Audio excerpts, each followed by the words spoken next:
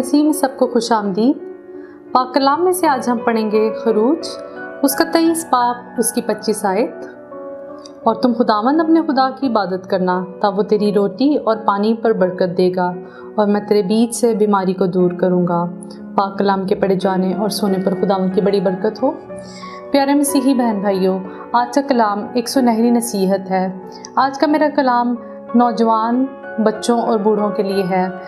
खाना खाने से पहले दुआ ज़रूर मांगें। खाना खाने से पहले अपने रब का शुक्र ज़रूर अदा करें जो खुदा हमें खाने को देता है। बाज़ औक़ात हम खाना देखते ही ये भूल जाते हैं कि हमें दुआ मांगनी है, हमें शुक्र करना है।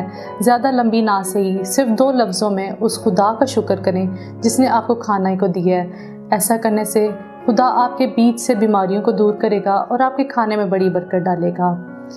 खुदावंद आप सबको बरकत दे। आमीन।